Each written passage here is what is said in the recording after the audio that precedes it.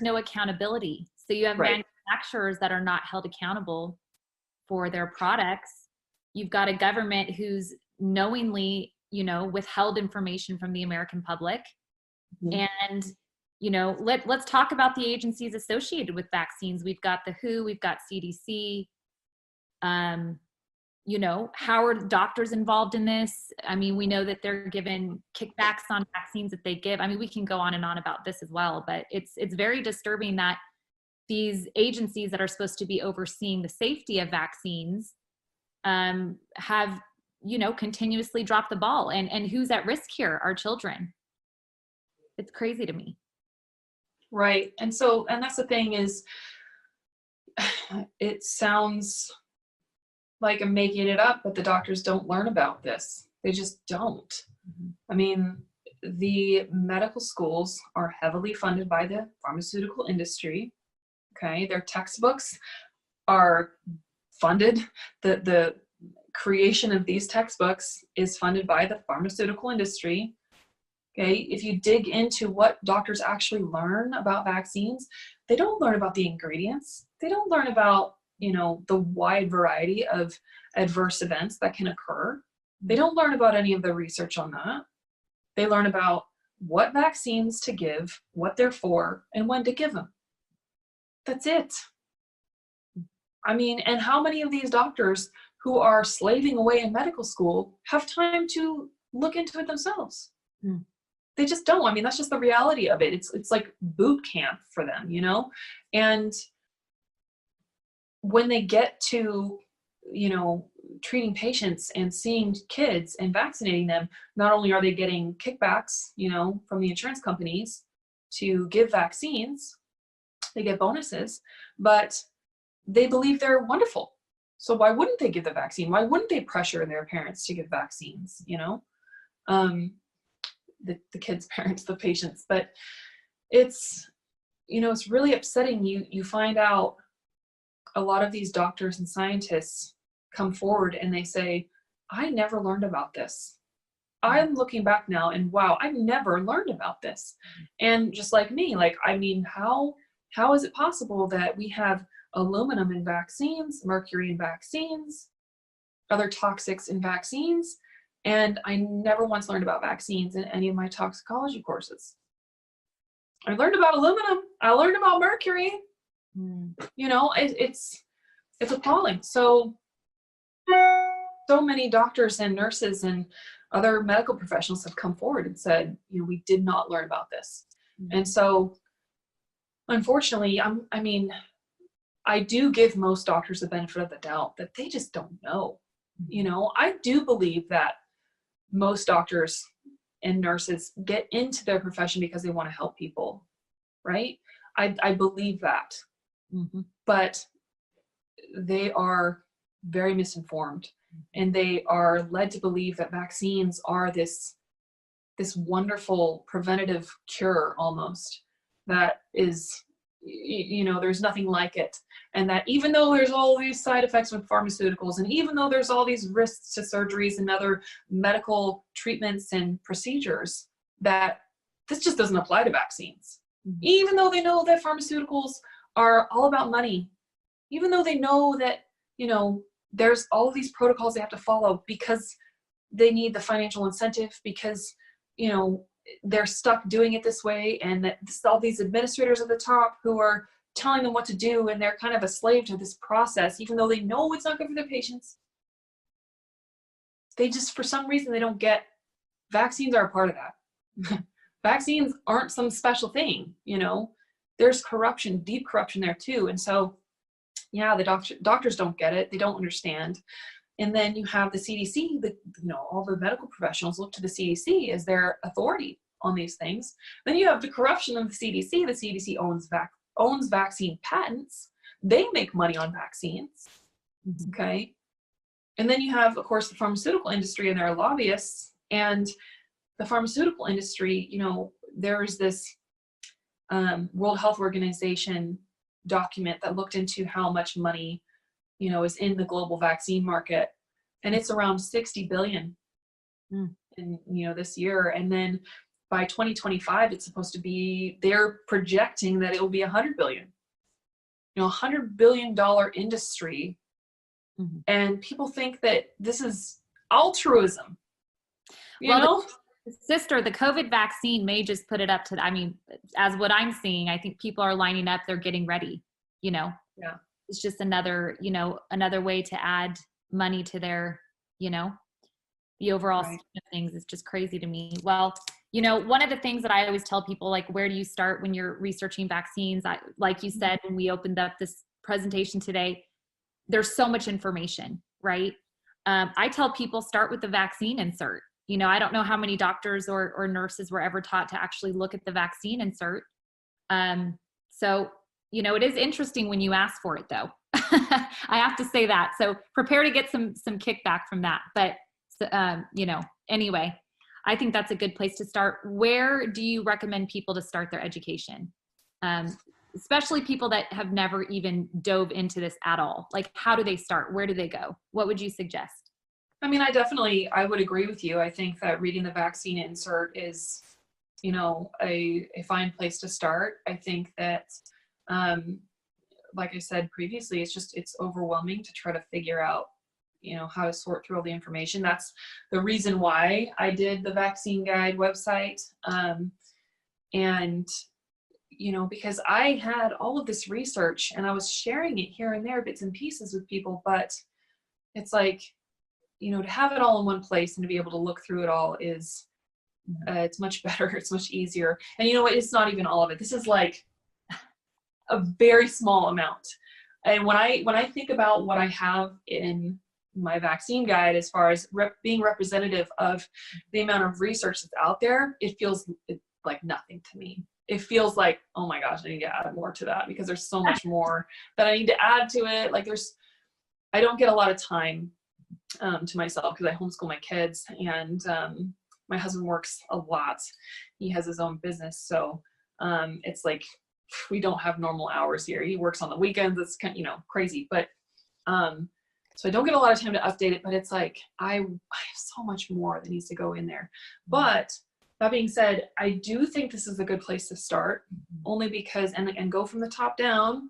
It is a lot though, for most people. It still is a lot. I know that some people get onto the website and they do feel overwhelmed. Mm-hmm. What I tried to do is I tried to highlight important points. I don't even know that you really need to read everything. I mean, if you want to go through and look at the highlights, to just get kind of a feel for the things that I think stick out and you should know. That's, one way to start, but there's, so much information that can be learned from, not just the highlights, but the rest of the information in the website. But there's a lot of people who are doing a lot of good. And, I am thankful for people like Del Bigtree and his show, The High Wire. Chris Exley, like I said, the aluminum toxicologist, the bioinorganic chemist. We really need to support him because he said in one of his talks, he said that he's making a lot of people mad, huh? Well, yeah, because he used to get all of this funding. He used to get all this funding from, universities and the federal government and independent organizations and the industry. And now, he used to focus on aluminum. Chris Exley is his name. He used to focus on aluminum, not in vaccines, right? Just aluminum exposure in general in the environment. Once he started looking at vaccines and aluminum in vaccines, his funding just started drying up. And what does it tell you? I mean, we love your work, but we don't want you looking at vaccines. Cannot look at vaccines. No. Mm-hmm. Mm-hmm. So anyway, so yeah, there's a lot of people doing a lot of good work and they put out information. But yeah, I've also got a blog, it's a mom blog. You're just technically right. Yeah. Yeah. So And that, you know, I started a long time ago, and I wish I could change the name of it now, because it's kind of like, well, I don't know what it is, but I do have some articles on there that some of them probably need updating, but just as far as like, there might be some dead links to like the vaccine injury compensation program payout or something like that, because that is updated every few months. But that blog is thinklovehealthy.com. thinklovehealthy.com. And I've got, like I said, a lot of articles on vaccines, and everything that I say, thank you, everything that I say or state in that blog, in my articles, has, you know, a source. I mean, there's some articles that I've posted, you know, that will refer you back to other articles that I've posted, but there's a lot there. You know, there's one on aluminum vaccines, there's one on mercury vaccines, there's one on comparing aluminum in breast milk to aluminum vaccines. There's one on the polio vaccine. There's one on, gosh, so many different things. I can't even think of them all. But, and there's actually one on where to start with your research. So that's something you could do as well. The vaccine guide website. There's a few people asking for it. And you guys, I'm going to follow up with the replay and also access to where you can visit Ashley's website on the vaccine guide. And then also included in that is going to be an email where they can purchase an already printed out binder, you know, guide that is sent to them. Is that correct? Right. So I don't personally sell them. But this gal, she contacted me. She's probably watching right now. She contacted me, and she was like, you know, she was showing me how she's getting these binders to people. And I was like thrilled, because I'm like, oh my gosh, like I don't have time to do this. And I'm, you know, it's a lot of work. And I tried to make some like a couple years ago and get them out to people. And it was like, it was too much. It was just too much for me to do by myself. But you know, so this, I don't know if you can see this, but this is single-sided. Pick it up. Show it to us. I think a lot of people want to see it. Well, I mean, it's so this is, you know, I have, this is just one section of it, but then, you know, there's two other binders here. It's, like I said, it's single-sided. That's the single-sided, but this is what, her name is Jess. Thank you, Jess, for what you do. You're amazing. Thank you. She made me one of these because she's amazing, like I said. And so wow. This is double-sided, right? And it's, I just love it, but it's amazing. And it's super heavy. Yeah. but like I said, good homework for homeschooling, I think. I might have my start reading it. Yeah, you know, I've had people reach out to me, and they've taken their binder to meet with legislators. They've taken their binder to meet with their doctors. They've taken their binder over to like their family member's house, their brother-in-law and their brother-in-law's. Like, it's amazing, like the messages that I get, and I just want to cry, because I'm like, oh my gosh, like it's actually helping people. And you know, some of these doctors are like, I didn't know this. You know, some of them that are open to this information. And then yeah, I mean, someone messaged me and said, you know, they took a picture of their family member reading it, and how their response was like, wow, this is scary. And I'm like, it is scary when you start reading about the National Vaccine Injury Compensation Program, and how, you know, basically vaccines and vaccine injuries just given a pass, you know, like, well, vaccines are unavoidably unsafe. It's unavoidable that it's unsafe, you know. So and that's stated in the Supreme Court ruling on the subject. So anyway, but yeah, so https://vaccine.guide.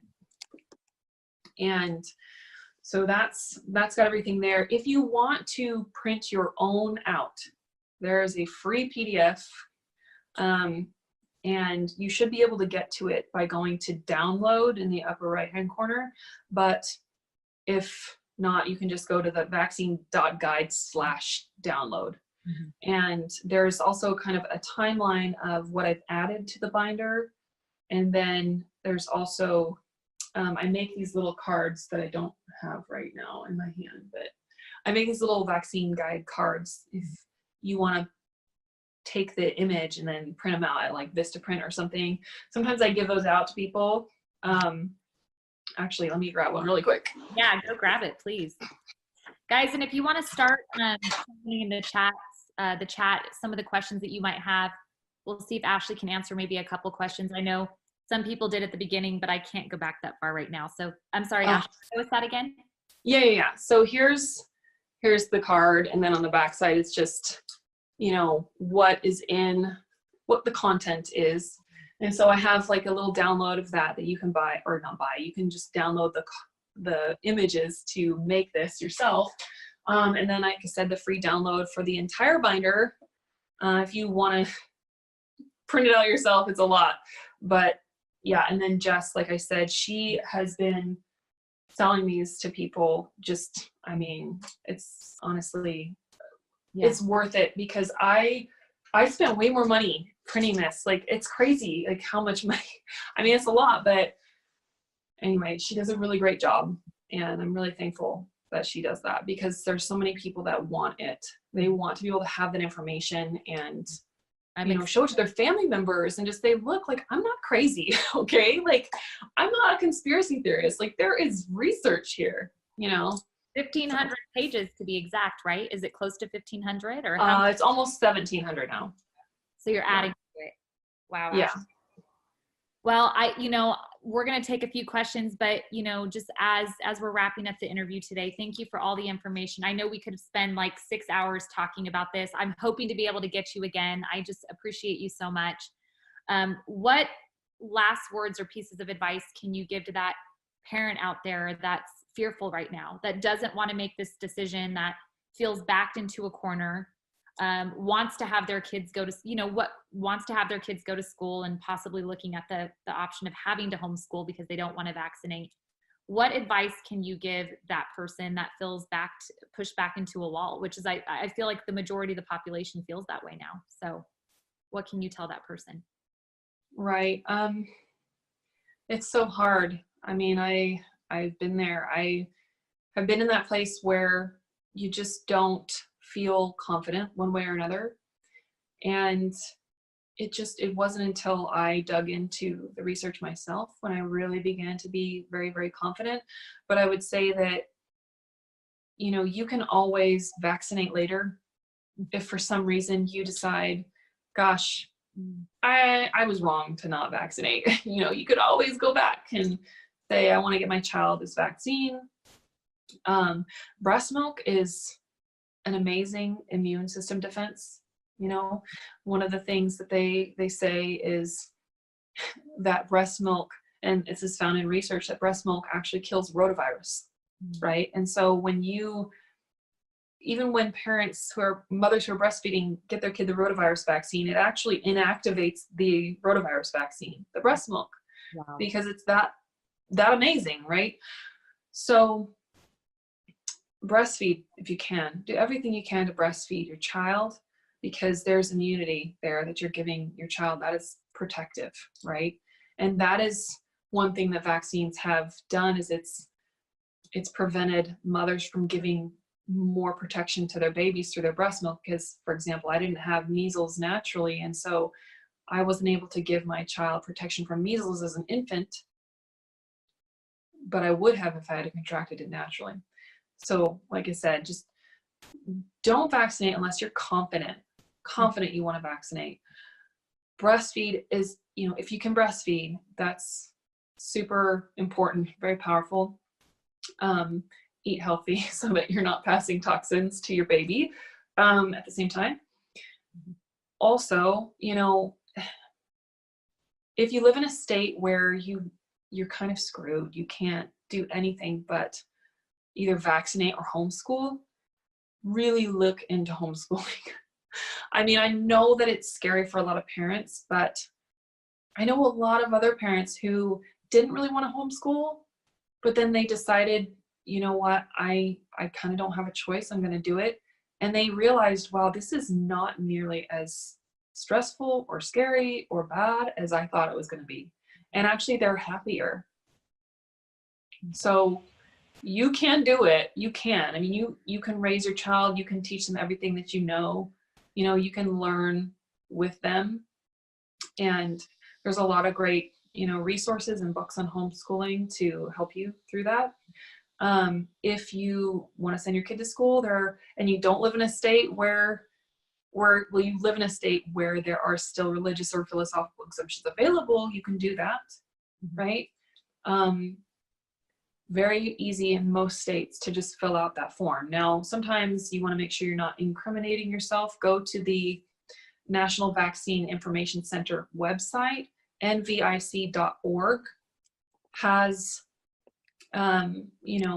all of the states and all of the laws with regard to your state, with whether or not you can file an exemption or not, and what you need to do in order to have an exemption for your kid to go to school. Now, and again, this is just for public school or private school. Sometimes in some states, even homeschoolers have to have immunization records submitted, so maybe check into that. But there are still some states like Idaho where I'm homeschooling. I don't even have to contact the school district. I don't have to contact the state or the county or anything. I don't have to give them any information, which is amazing. There are still some states out there where they value parental rights and freedom. So I know it seems crazy for me to say, consider moving.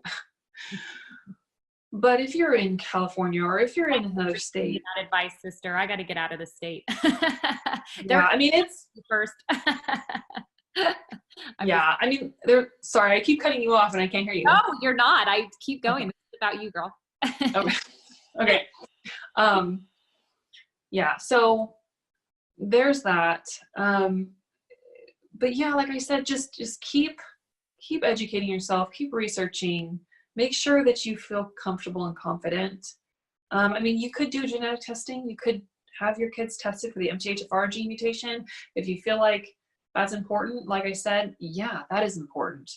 And, I fully believe that if I had vaccinated my children, both of my kids have the double copy, okay? They're both very susceptible to harm from any kind of toxic exposure. And, if I had vaccinated them fully, I don't even know if my son would be here today. I'm dead honest. I don't know. And, I don't know. My daughter might have chronic epilepsy. You just never know. So I thank God every day that I learned about this, that there were other people out there speaking out. And that is why I do what I do. That's why I can't even help it. There's so many times, honestly, there's been so many times that I've tried to pull it back a bit and kind of say, I need a breathing room. I need to take a break. I get pulled back in because there's just so much going on all the time that, people are being misled, or they're believing information that is, verifiably false based on this other scientific research. And it's just, I don't want other parents to suffer, the way my child did, or other kids, to have to go through that, and other parents have to go through what I did with my child. And, it's been hard. I definitely am thankful that the way we live now is all because of that. Our diet, what we try to do with nutrition and how we eat has been forever changed. And it's been really, really hard in some ways, but it's been so good. And I know that it's scary to speak out, and I know it's scary to share because of the way people react to you and their accusations, and just how rude and it makes people fly off the handle, this issue, and I guess it should, because it's all about children and their health. But sadly, people are just so conditioned one way. They're so blocked off to being able to be open to accurate information. but it's so important to share and to speak out and to say something. You know, the thing that I started doing early on when I first began to speak out about vaccines and share with my friends and family was I literally just shared research, just a study here and there so that people could read it and see. And there are silent readers on your posts. Yeah. There are so many people that have come to me over the years, private message me. I had no idea they were reading my posts. No idea. So you have got to know that there is a massive amount of people who are questioning right now, and they need more information, and they're trying to figure out where to get it. And you might be that person, you know, that could lead them one step closer to realizing the truth about this issue, and so many others. So it's all about planting seeds. I know I get frustrated sometimes as you feel like you're towing the line or going against the status quo, but ultimately I tell families all the time that I work with, you know, educate before you participate. Your family's health is in your hands. Don't let any doctor bully you into a corner. You know, I had a real huge wake up when I was advocating for my mom with breast cancer. You know, she didn't know which way she was going to go. We'd show up at the doctor, the oncologist. We probably went to 4 or 5 different oncologists, and the abuse that she got, I would call it abuse because they were bullying her into making this decision. And the only reason that she didn't walk that path is because I went to every appointment. I knew what I wanted her to do, you know, and she had the faith to step aside from all of the programming she'd ever had about, you know, healing her body and who she was and overcoming this cancer. And it was radical. And when I saw her make that decision and move forward and heal from it, you know, it lit something in my soul that I promise you, Ashley, I will help you carry this torch. And it's not an easy torch to carry. And I have to tell you that thank you for all you do. Like I feel emotional because I know the sacrifice that you make. I know the sacrifice that your family makes. You know, when your heart and your passion is just to help and get people to see the truth, it takes a lot out of a person. So thank you for having the faith, for being who you are, for being smart. I mean, goodness, I don't know anybody else that could write a 1,700-page vaccine guide. Well, I didn't write it. I just compiled it. You compile. Yeah. So we're just thankful for all you're doing for the movement. You have so many people that are rooting you on. Anytime you feel discouraged, just know that we have your back and that we just appreciate it. And I think the impact that you're having on people is going to be for generations. And I truly believe God's going to bless you for that. So thank you for all you do. And I'm thankful that I can call you a friend too. You're awesome. So you've just blessed us so much today. So guys, as we're wrapping up, I promised that we could answer a few questions. Can we do it? Maybe just 2 questions? Yeah. We have a question about, I saw something about herd immunity. And I know I had so many more questions that I wanted to ask, but we didn't get to that part. Can you just give an overall idea of herd immunity and kind of what that looks like and the misconception there? Right. So there's all of this research on vaccine failure. Okay. And so we always think, you know, that vaccines are so effective and that's why they're so powerful and important. And that is actually the argument that even though many people believe vaccines are harmful, this idea that they're effective trumps the fact that it might be harmful to some, right? And so protecting public health trumps individual harm to our children. And so the entire vaccine program is basically founded upon this idea that the vaccines work, regardless of whether or not they hurt people. Well, they work, right? Unfortunately, no. Vaccine failure is a term. There's primary and secondary vaccine failure. Primary vaccine failure is when you have someone who receives a vaccine and their immune system doesn't even respond to it. They don't develop antibodies. They may have harmful effects, but they do not develop antibodies. And the entire basis for vaccines being effective is on the development of antibodies, okay? Let's set aside the fact that antibodies are not equivalent to immunity, okay? We decided way back in the 1950s and 60s that antibodies, if you had antibodies to something, that it meant you were immune, but that is not true. You know, I don't know if you've seen any of Dr. Shiva's videos, but he has gone through why that is just so inaccurate, okay? There is a whole host of other aspects of the immune system that have to play in, including the microbiome and, you know, the immune system of the brain and all of this that need to come together like this orchestra of events in order to develop true immunity to something, okay?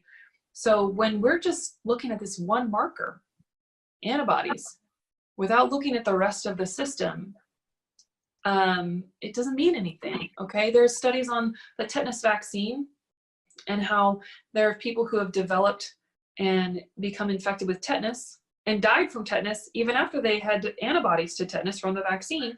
And then this other person over here didn't receive the vaccine, had no antibodies from tetanus or for tetanus, and yet they did not get infected with tetanus, even though they were exposed. So antibodies are supposed to be the measure of efficacy or effectiveness, and it's just not. They do not test for real world effectiveness for these vaccines. And when they do, they find out how badly, how much they just don't work. So that's one big reason why they don't even test for real world effectiveness with vaccines, because they end up finding out that the vaccines are just so ineffective, they even cause the disease they're supposed to prevent, okay? Like the pertussis vaccine. When you receive a pertussis vaccine and you go out into the public and you are exposed to it, you can contract it, have no symptoms, and then transmit it to somebody else completely without your knowledge. So, and they found that when they did real world studies where they challenged the subjects with pertussis. So I'm going on this big side thing. But like I said, that's primary vaccine failure, is you don't develop any antibodies at all. Okay, so it's like completely worthless, pointless, yeah. Then you have secondary vaccine failure, which is when you develop antibodies, but then over a certain period of time, they completely wane to below protective levels, okay? So they say above a certain level or a certain amount of antibodies, you are protected. Well, over time, you know, every vaccine that you get that does produce antibodies, those antibodies will drop. They'll just diminish to nothing over time, and then you're susceptible again, right? So you're going to get infected again. You have no protection. And then they found out that, okay, they looked at the MMR vaccine. They first tried just one dose of the vaccine, right? And then they found out people were still getting measles. Then they tried, now they have 2 doses of the vaccine. People are still getting measles. And they even did a study on, well, would a 3rd vaccine help? No, it doesn't. It doesn't. It doesn't extend that antibody production. And I see a lot of people mentioning germ theory versus terrain theory. 100%. Injecting your body with toxicity and dead viruses or live viruses is not the solution to health, long-term health, short-term health. For me, what I have learned is that the whole point of an infection is basically it's a purging mechanism. Okay, so when you're exposed to a lot of smoke, like a wildfire in your area or something, you're breathing in a lot of smoke, you will begin to create mucus and cough and get that stuff out, get all that particulate toxicity from that smoke that was deposited in your lungs. You start to cough it up. Okay, what happens when we have a cold? We're coughing, we're getting mucus out of our sinuses. That is, honestly, your sinus cavity is a drainage for the lymphatic system in your brain, okay? You're literally draining out cellular waste and toxicity when you have a cold. This is a purposeful thing. It's very helpful. I mean, you want to get a cold every now and then so that you can get rid of the junk. okay? Unless you're eating so healthy that you are not accumulating the junk. But most people are accumulating some junk, okay? So anyway, that's a whole side note to this, because I kept seeing people mention germ theory versus terrain theory. The idea that germs are the problem is completely way off. It's not the problem. We've already known that nutrition and just baseline health, your terrain, your internal terrain is what is most important. Okay, so this whole idea that vaccines work is just, it's a joke when it comes down to it. I'll just say that. But if we're real as Santa Claus, I like to tell my kids, we have a talk about it a lot, actually. right. Yeah. So, but if we're going to go back to the whole herd immunity thing, yeah, vaccines cannot create herd immunity. They just cannot. Doesn't matter if we even try, if for some reason we thought that, if vaccines really did create immunity, even temporarily, even if we vaccinated every single person in our country, you would still have, up to 10% or so of people who the vaccine doesn't work at all, doesn't work, okay? Doesn't create antibodies. But then you have the rest of the people where their antibodies are going to wane between 5 to 15 years. And then an extra vaccine is not going to work, okay? So, and then of course you have these other vaccines that actually make infections worse. I love how they call it immune enhancement, or they call it viral interference or something like that. They call it interference. Okay, that's a nice way of saying the vaccine makes your infection worse when you contract it.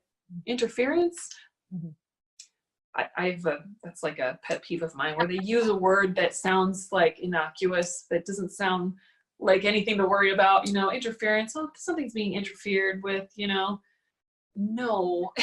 Yeah. What that means is that the vaccine is actually going to make your infection much worse. Anyway, so only natural immunity, only going through this purging process, because measles is a purging process. It's you're coughing up mucus, you get the fever to get the immune system going, right? And then you get the rash. And the rash is literally your skin working as your third kidney, kind of, and pushing out toxicity, getting rid of that junk. There have been cases where parents say that, wow, my child is actually, neurologically and behaviorally doing much better after getting measles. Why? Because the measles vaccine gets into the brain and actually helps to get rid of toxicity, and then your immune system actually will repair those cells. So, and that's why if you don't have enough vitamin A, it could cause encephalitis, because the measles virus just burns through vitamin A. Like, it needs vitamin A for some purpose, for whatever it's doing. And then once you're able to complete this task, if the measles virus was initiated for within your body, then your immune system says, okay, we don't need you anymore, measles virus. Let's go on with our lives. Just be well nourished, and you don't really need to worry about these things. So nourishment, you guys, it's so hard sometimes for people to make those small changes. It's, people that have lived this lifestyle of just eating fake food and things like that. It just starts with when I work with people, it's like, take that first step. It can seem overwhelming to make those big changes in your family, reducing your toxic load. I think, Ashley, what I would love to do is maybe we can do a whole other presentation on nutrition and how that looks, building up the immune system, kind of give people that positive approach too. There's so much to learn, and I'm still learning, and I learn all the time, but plug into the people that you trust, that can lead you in the right direction. I know for me, my wellness journey was really connecting with a community and a like-minded people that cared about the body and healing the body naturally. So join arms with us. We're inviting you to connect with us on Facebook. I know, Ashley, I love following you. I go check your posts like every single day. So thank you for all you do. I've had a great time today, and I know that everybody just received some of the best information. So you guys, we're going to get the recording out. Also, in a follow-up email, you're going to get information on how to get Ashley's vaccine guide. You'll also get some follow-up emails. I did a really great presentation with another doctor on MTHFR and vaccines. So also another topic that I'm passionate about, and also ended up developing a 7-day wellness reboot course that you'll have access to that I built. Gosh, this was last year, but I haven't even talked about it yet. So you'll have access to that. That's kind of a course that gives you those actionable steps and how to get your health back, how to remove that toxic load, how to eat healthy. I got pretty lucky because my husband's a private chef. So he cooks I don't have to worry about cooking. Oh my gosh. Nutrition in the house. I just do the dishes. But you guys, your bodies are powerful. Your immune system is powerful. Trust in it, educate, and speak fearlessly about what you know. Don't let anybody intimidate you. I think that's just, for some people that comes naturally. Ashley, for you, it seems like it comes supernatural for you. But just don't be afraid to speak up, speak the truth. I know it can be hard, but anyway, I can go on and on. I just appreciate you so much, Ashley. Do you want to leave us with any last thought before we end the presentation today? Sure. Yeah, I very much agree with what you said with nourishment being so important. And I was on the standard American diet. I was eating nacho cheese from a giant can. Oh, good though. 4 nights a week with some corn tortilla chips, right? GMO corn tortilla chips and my GMO, Yes. I mean, that's what I was doing, you guys. And it's like, I didn't even look back then at my diet as if I was like really, really eating unhealthy, but it's just so much can be done with your health. So much can be done. I had Hashimoto's, the thyroid autoimmunity. I had severe anemia. I mean, I could not bend down and pick up something off the floor without almost blacking out, my head pounding. This was when I was eating red meat and I still wasn't getting enough iron in order to not be anemic. Like there was something very wrong with my system. And I had symptoms of PCOS, if you know what that is, polycystic ovarian syndrome. I had cystic acne, it's like painful, seriously painful cystic acne. I mean, I never thought it would go away. Okay. Like nothing worked. Okay. And then I also had, my hair was falling out from the Hashimoto's. I mean, had cysts in my wrist and my ankle. Diet and nutrition is everything. And I never thought that I would enjoy eating salads. I mean, it's so funny when I look back and I'm like, I hated salad, I just wanted a burger and I wanted potatoes and I wanted, I love the way I eat now. And so I just want to encourage you guys that if you have vaccinated your kids, or if you have chronic illness, or if you have, you've suffered from all of the toxicity in our environment, that there is a way back to health. And nutrition is, it's so important. And like I said, for a while, I was like, I don't even know what to eat. I have to cut all these things out. I don't even know what to eat. But if you get help and you follow people and you get recipes and you have some kind of, a program or a system and you have that daily help to know what to do, how to do it, and how to make the food taste amazing. I mean, there's so many good things that you can do. I mean, cashew cream cheesecake with coconut milk. I mean, it tastes like cheesecake. It's just, by the way. Yeah, I mean, there's a lot of good recipes out there, and it changed everything. And of course, stress and clean drinking water and sleep and good relationships and getting rid of everything toxic in your life, not just the physical chemical toxicity, but